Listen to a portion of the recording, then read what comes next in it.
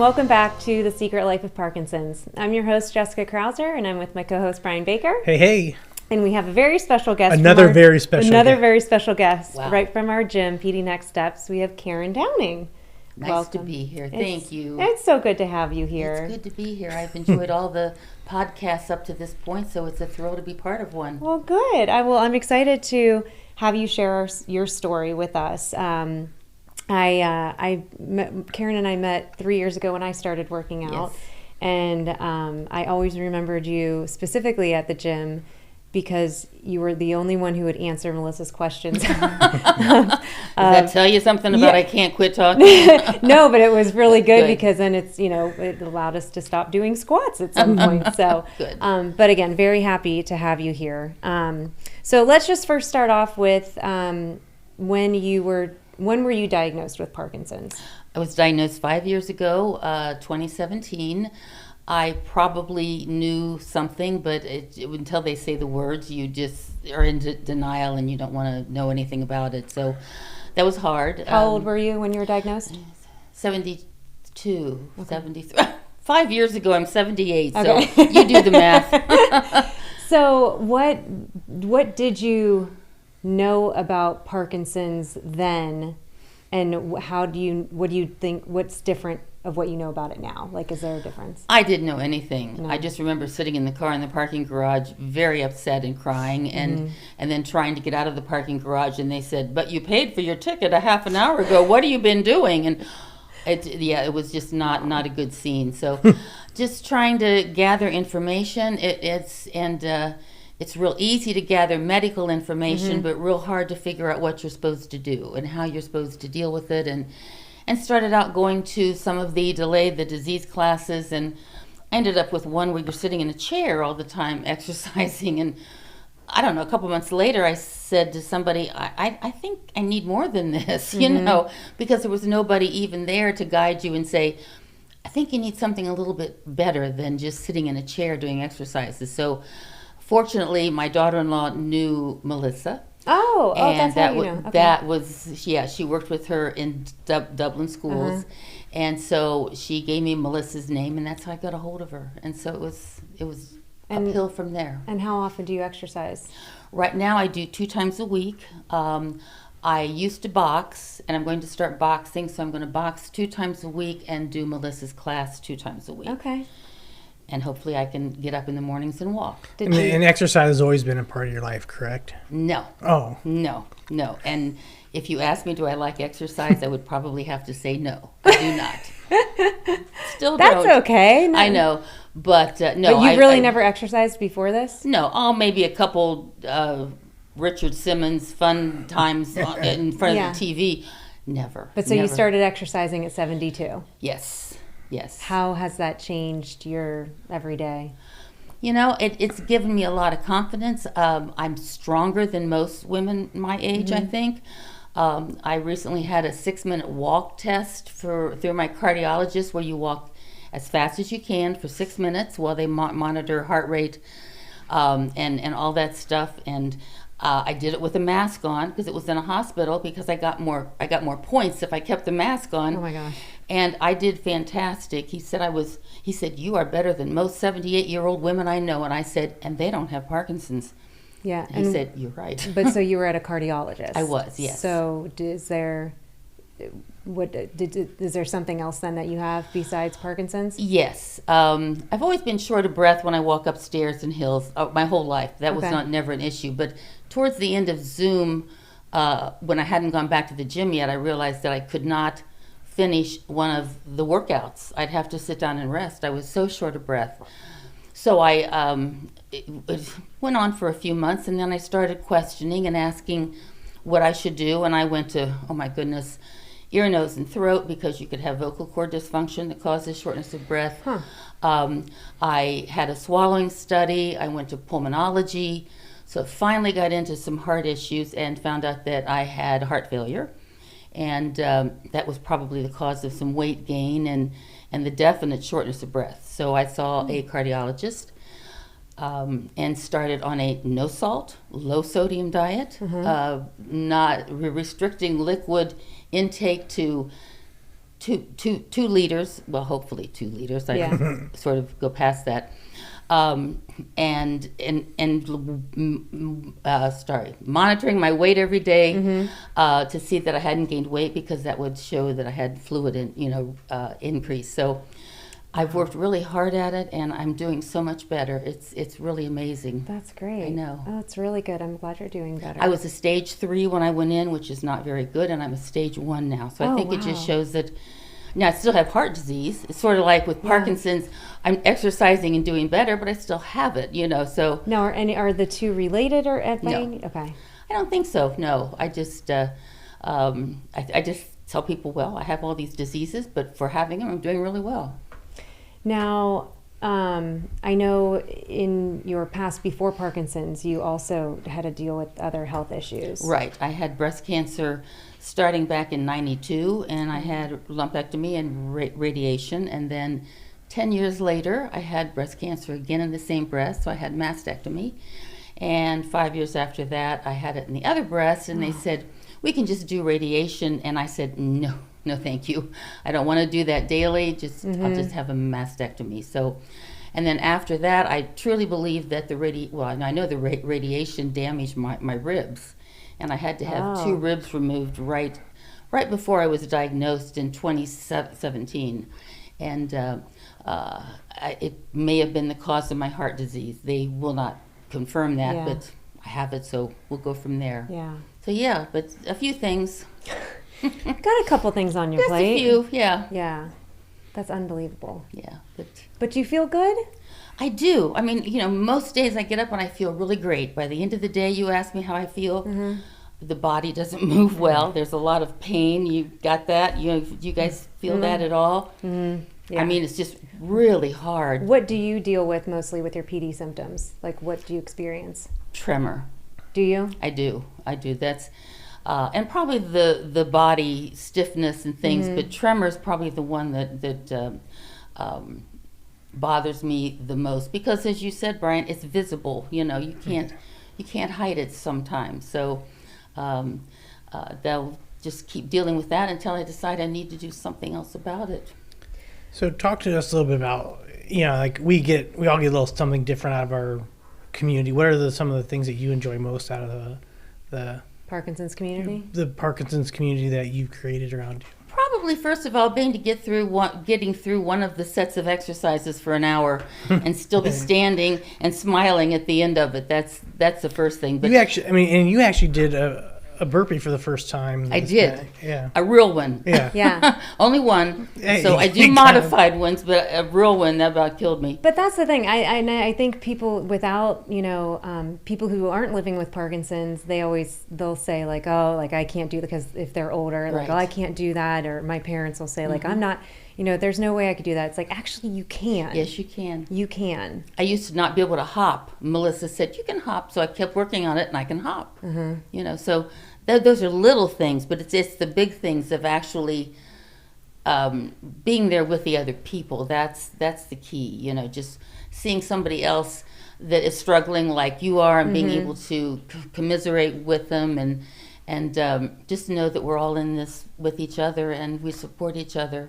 Great friends. What has it done for you, having like that social aspect? Because with Parkinson's, people with Parkinson's versus, the friends that you have had before Parkinson's, like what's the difference? I think just that you have this great thing in common that you don't want, but it just gives you somebody that you can bond with and talk with, and go out to lunch with, or text and say, how are you doing today, or hey, I missed you at the gym, how about let's meet up, I'm going on Thursday, why don't you come, and then we'll go get a cup of coffee or something. So just great people, great friendships that I know are, I just am so grateful that I found this group. I mean, the other groups that I was in, which were good to start, but they did not have this feeling of you could get to know each other. It was sort of a sterile atmosphere, I think. So I just love this. Yeah. Oh, good. My sister's even come once to exercise. I know, yeah, I met your sister. I said, hey, come back again. I'm doing harder stuff this time. She went, oh, I'll think about it. Yeah, Jess's husband showed up once. Too. And so did my sister. She's only been once. And they're impressed. It's hard, yeah. I know, and they're impressed. And it is a certain amount of pride that I can do them, you know. So we'll just see how I can do when I'm 80. What do you think, what exercise has helped you the most, do you think, with like your day-to-day life? Because you're a busy probably person. Just the exercises with my legs going up and down the stairs, getting in and out of the car. Of course, you go in and the warm-up, sometimes I'm exhausted after the warm-up, and I go, we haven't even started yet. That's me every day. I'm ready to go home, you know, and we do the warm-up, seeing I'm all ready the to things cash on the out. board that she has planned for us, and it's like, okay, and then I end up at the end of it, and I take a picture of the board so I can show people what I did. Yeah. It's just a feeling of accomplishment, and I know I'm helping myself, you know. And you're pretty active with, your family, right? You have kids and grandkids and a great-grandson. That's what I thought. Yes, I do. Aww. So I'm excited, yes. That's so First great-grandchild, so. So did it ever bother you, I guess, or maybe one of the things you thought about when you were diagnosed with Parkinson's, of like what this is going to make you feel like or look like in the future, where you are right now when it comes to your children? Absolutely, because I don't know, this isn't probably nice to say, my goal is to not be here before that gets bad, you know? Yeah. And so that's what I'm looking at. So I think one of the hardest things with Parkinson's was telling my kids. Yeah. That to me was very difficult. They're older, so they weren't like little kids. Yeah. But, and then, how did they handle it? They're guys, Yeah. so love you guys, but they not a lot of just okay, whatever you need, you tell us, we'll do. We're there for you, But that's just the way guys handle things, and that's cool. Are you open with them and others of like what you need help with or don't need help with? We haven't gotten to that yet. I mean, occasionally I will, need their help with things, and they're always there. But I'm pretty independent, so far I haven't needed a whole lot of help. So we'll just put that for down the road. Yeah, I just know we talked to a few people before that they realized they're like we have to have, like, as the person with Parkinson's, we have to be more open and communicating. Like, I know it looks like I need help, but I don't. I'm okay. Or on the flip side, why aren't you asking me more often? Or why aren't you doing this more often? Things I do notice a few things if we're out, like on a vacation, the granddaughters are a little bit more hands-on of helping, making sure I'm doing stairs okay, and son's calling a little bit more often than they used to just say, hey, how are you? That kind of thing. So, and I hate to put that burden on them, but yet again, it's nice to know that they care and they want to do what they can. I think that's my biggest fear, is losing my independence. Yeah. I don't want to have somebody else take care of me, and especially my son. I was like, of course, nobody wants to put that burden on a family member. No, nobody wants it. Well, I suppose there are a few people that do, but most people don't. And I know my sisters and I took care of our parents, and I knew how hard it was, but I also know how rewarding it was and how glad that we did it. So it's you can go both ways with that. But yeah, I'm with you. I don't want that to happen either. Right. So over the 5 years now that you've had it, when you were first diagnosed, I feel like we all always have a feeling of, we think we're going to be like this in a year or in 2 years. Did you ever think that you would be as well as you are? I really didn't. I didn't give it a whole lot of thought because I didn't want to look ahead and see what might happen. I mean, I know just knowing some people that have Parkinson's that are not able to get out as much as I am and exercise.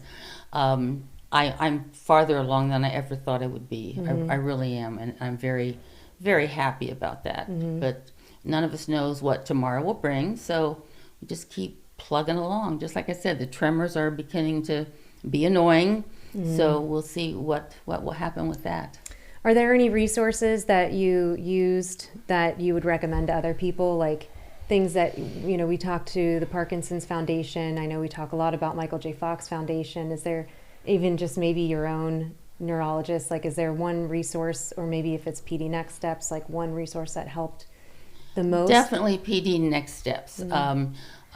My nurse practitioner in Ohio State is very accessible through my chart. That's good. Any things that I have, I volunteered for as many research studies that's that they right. have You've done going research on. Too. I have. Which yes. ones are you allowed to talk about? Which ones you have done, or how you got into those? Yes. Well, I used to work at Ohio State in the neurology department. So you did?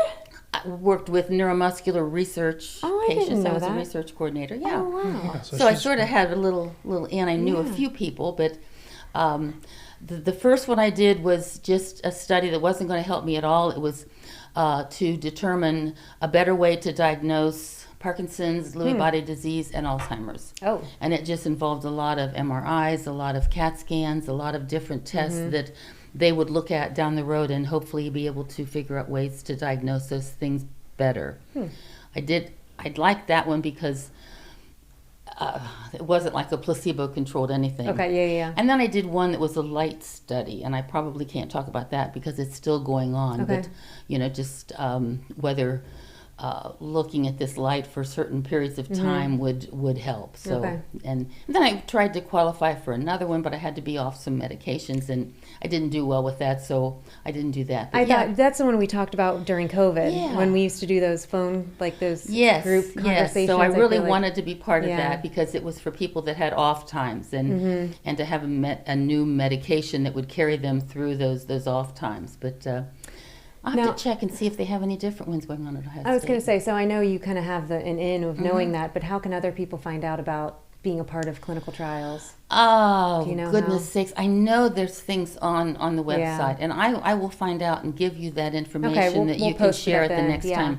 Yeah, because there are lots of different trials. There through the ones that do their DBS at Ohio State, they have a lot of trials that go on with that as well. So, yeah, I will find out. Yeah, that would be great to share with everybody. Yeah. Yeah, I know the Michael J. Fox Foundation has a list of all the research things. I signed up for multiple and never heard anything back. Oh, really? Well, that's the thing. I think when you look at it from like Ohio State or like the local ones, you at least find out if you qualify and have to meet certain inclusion criterias and certain things that you can't have, exclusion criterias, and then you can be a part of that. Sometimes they're placebo controlled, sometimes they're not. But it just I've always wanted to be a part of that and help find the answers. And I guess working in as a clinical research coordinator, dealing with other people that had neuromuscular diseases and their reasons for wanting to help as well. It's the same. You want to find answers so that other people don't have this. Yeah. Great. Thank you so much for coming on. You're welcome. It's always Thank a joy you. to exercise with you. So thank you so much for joining us for this. This was very, You're welcome. very Thank you helpful. guys so much. Thank you. Well, thank you again for tuning in. Like we said, we will share the information that you can find clinical trials that are potentially going on near you. But please don't forget that at any age you can start exercising. You started at the age of 72 exercising for the first time. So whether if it's at home or at a gym, find those resources out there that are available to you, and good luck. Thanks for tuning in.